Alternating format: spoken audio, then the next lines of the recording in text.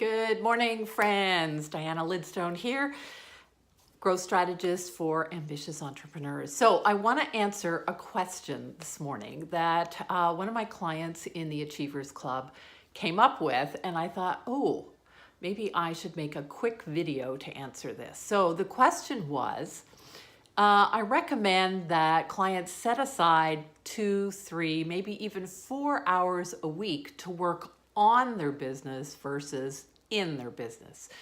And I call this CEO time. So, right? Think like a CEO. In fact, I say, even put on your CEO hat.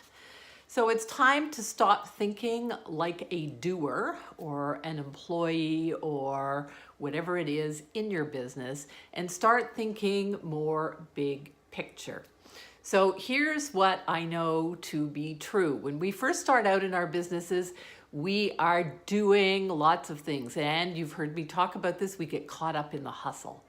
We don't take time to stand back and look at the big picture. We don't take time to move back and do some overall planning. And I know I've been guilty of this as well. But every single week I set aside Monday morning, that's my time, to work on the big picture. So what do I mean by the big picture? So here's the question is, what would my perfect day in my business look like? That's number one. I have an actual journal. It's a pink journal that I've written out what my perfect day in my business looks like, and I review that. And I go, okay, am I getting closer and closer to my perfect day in my business? And I mean very specifically. So I can tell you what that would be. So it would be that I would wake up and I actually look out the windows right here. And if it's not this window, in my perfect day, I'm looking out and I see palm trees instead of oak trees. And if I see palm trees, that means that I must be in the Caribbean somewhere or someplace warm, and it's freaking cold in Canada. And that's how I start my perfect day. And I get it right down to the things that I smell, that I see, and that I experience. And I write out my whole perfect day. So that's one thing that you can do in your CEO time is review what that perfect day looks like. Number two is that you can look at your goals.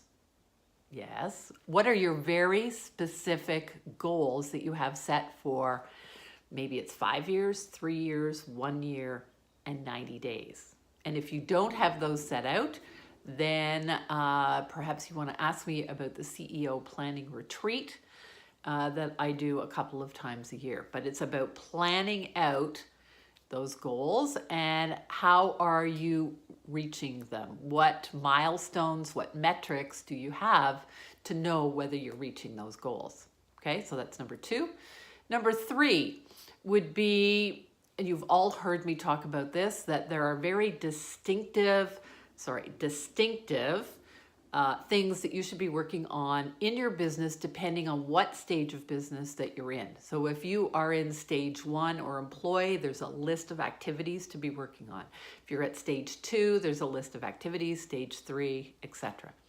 So depending on what stage you are at in your business, look at what things you need to be working on and how can you incorporate these into your business plan.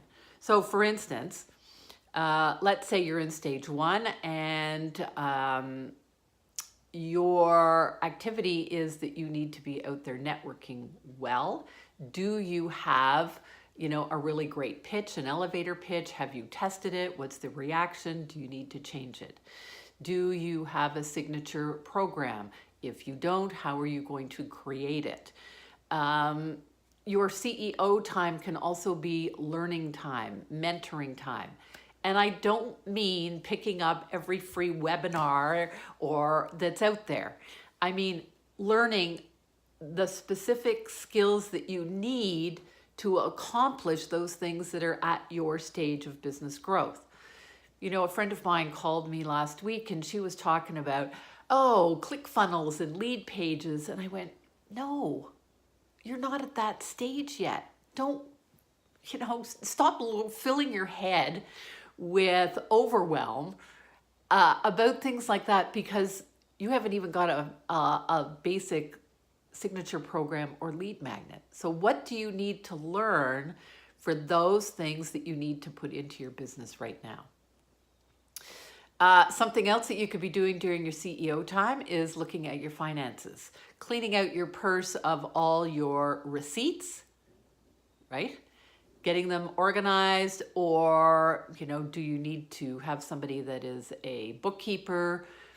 Look at your metrics, know exactly where you are in your business so that you can make good financial decisions.